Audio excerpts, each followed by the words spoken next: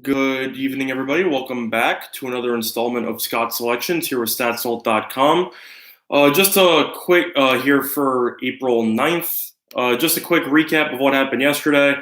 And the fact that, just so people keep in mind, I will be doing all my MLB leans on my Twitter moving forward. So far, with the 10 leans we did yesterday, I'll be leaning on every game. We ended up going 5-5. Was okay. Since it was kind of a new idea, I didn't really put much effort into each of the games, but 5-5, can't really complain about that. With regard to the play of the day, we lost on that tremendous national championship game between Virginia and Texas Tech. I don't think anybody thought the game, A, would go to overtime, B, that the game itself would end up totaling about 160-something points. That game was tremendous. I hope everybody else enjoyed it. I know I definitely did. In terms of Virginia, props to them for finally getting over the hump, not only making it to the Final Four, but for also completing the Team of Destiny narrative, as Tony Bennett pretty much cemented himself a spot in the Basketball Hall of Fame when he's going to retire as head coach from college basketball. But props to him, props to Kyle Guy. I gave Hunter a lot of grief during the entire tournament, but he definitely stepped up in the second half, and he was tremendous. As for Texas Tech, Mooney didn't do much. Owens got fouled out with a lot of time left. Culver made some big shots down the stretch, but overall he wasn't great. Peretti, I thought, was solid. But overall, it didn't seem like anybody on Texas Tech besides Francis ever actually got going.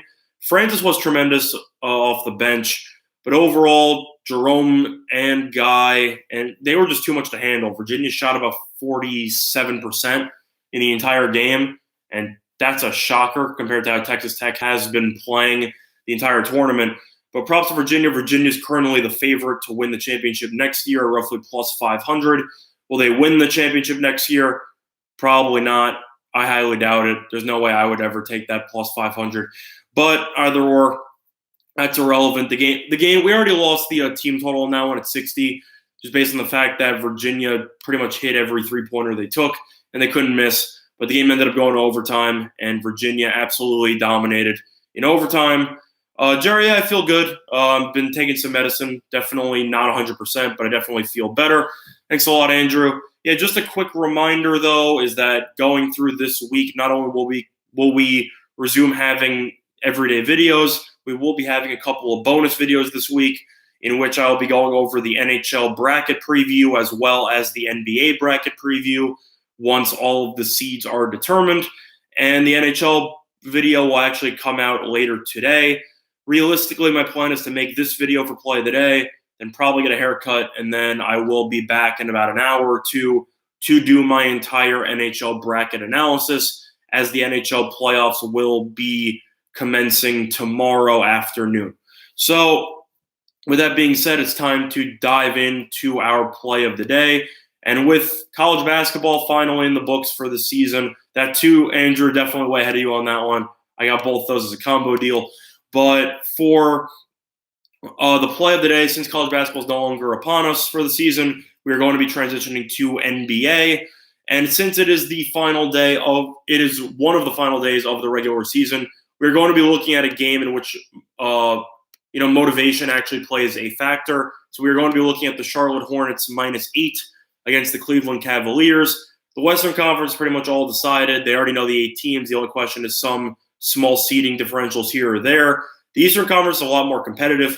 I know that the Nets and the Magic ended up clinching playoff spots in their last respective games. So there's only one playoff spot that teams are going to be fighting for. But it is important to note that you have 3 teams right now who are currently fighting for that playoff spot. You have the Pistons, you have the Heat, and you have the Hornets. And all that means is that all 3 of those teams are in must-win territory, while other teams are pretty much either A, trying to get moral victories by just trying to win on their home court in the last game of the regular season, or B, trying to lose to improve on their draft position. And in this game, you have the Charlotte Hornets versus the Cleveland Cavaliers. Cavaliers, one of the worst teams in the entire league, and the Charlotte Hornets need a win in order to keep their NBA playoff hopes alive. The game is going to be in Cleveland, but I don't think it really matters, to be honest. Cleveland has lost 9 straight games. They've also already announced that they're going to be benching Kevin Love and Tristan Thompson for this game. So their lineup right now is projected to look like Colin Sexton, Brandon Knight, Seti Osman, Larry Nance, and Ante Zizic. I'm not impressed with that lineup whatsoever, whereas Charlotte will be starting everybody. They've also won 3 straight games, including an impressive win against Detroit on the road in their last game. They're starting Kemba Walker, Dwayne Bacon, Nicholas Batum, Miles Bridges, and Bismack Biyombo. They've decided to go small in recent. Yes, the Heat do need a win, except I'm a little bit hesitant on the 76ers because the Heat have not played well in recent games, especially after dropping that overtime loss to Toronto.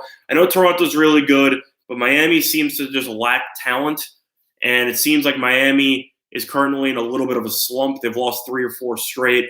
And Philadelphia, according to RotoWire projections, Ben Simmons and Jimmy Butler are both projected to play in this game. Embiid is not going to play. Redick is not going to play. And you're still using Tobias Harris, Butler, and Simmons. Philly definitely has enough talent on that roster to beat the Heat, but the Heat definitely need a win today as well as the Pistons. But the Pistons haven't played well in recent games either, and Blake Griffin's currently questionable. So I'm trying to stay away from that large point spread. For the Hornets, you have Gilchrist, who's out, but Gilchrist hasn't played in the team's last couple of games. He didn't play against Detroit. He played briefly for about a 4-game stretch, but he hasn't really done much. Hornets were able to beat the Pistons without him, and I think that the Hornets should be able to get the job done. Yes, the Heat are at home. If you want to lean to the Heat, you can, and I would completely understand you doing that, but I don't want to deal with Philly's talent. And after the Heat lost to Toronto, with Toronto having nothing to play for, I'm a little bit concerned with the Heat's ability to handle, covering this type of point spread against a Philly team, which will not be resting all of their superior talent, where Cleveland has no superior talent, and the Hornets, I know Kemba Walker is going to lead this team to a win. I've watched them play in their last couple of games. They're getting hot at the right time, which is something very important in order to sneak into this playoff spot. It's important to mention that the Hornets are currently 2-1 against the Cavaliers earlier this season. The one loss they had, Tristan Thompson had 20-plus rebounds. He's not playing in this game. Kevin Love's not playing. John Henson's a game-time decision, but nobody really cares about him. Bismack Biyombo's done a nice job of reviving his career with the Hornets as a great rebounder. I think he'll be able to clean up the boards. Miles Bridges done a pretty solid job at the end of his rookie year for finding a role on this team. Not to mention the fact that Charlotte has a decent bench led by Jeremy Lamb as well as Frank Kaminsky. I just think Charlotte's the deeper team. I think they need to win. I think Cleveland gave Golden State a little bit of the run for their money a couple of games ago, but Golden State was up 20 in the third quarter or the fourth quarter, and they decided to take their foot off the gas. I don't think Cleveland cares. I think they know that they're going to be needing a great draft pick in the upcoming NBA draft, and I don't think Cleveland relatively cares about winning this game. So I will be leaning towards the Charlotte Hornets -8, and that will be my play of the day. A couple of trends support that theory as well. Hornets 4-0 in their last 4 games ATS. They're also 4-0 ATS in their last 4 games against the Eastern Conference. They're 6-1 in their last 7 games following an ATS win, and they are 6-1 ATS in their last 7 games played on 1 day's rest. Where Cleveland is cold at this point in time on a 9-game losing streak. They are 0-4-1 ATS in their last 5 games versus a team with a losing straight-up record. And they're also 1-5 ATS in their last 6 games playing on 1 day's rest. So the thing about Cleveland is, for baseball, I'll be giving all my leans within the next couple of minutes. I ended up posting them yesterday. Those went 5-5. Who do I like in this game? I think Cleveland will win. In terms of value, I have to lean to Detroit. So far this season, the Indians haven't looked great. And I know that I expect them to turn around once Lindor gets back to 100% as he continues to be absent in the lineup. In terms of where I would lean to the game, I would lean towards the under. Jordan Zimmerman was awful last year, but his ERA right now is .66. It looks like he's done pretty well Kluber's 0-2 with a 5.23 ERA, but of course, historically, he's been tremendous against the Tigers, and he should be able to turn it around. Overall, I don't think either lineup has much to write home about, and I expect this game to go under the total.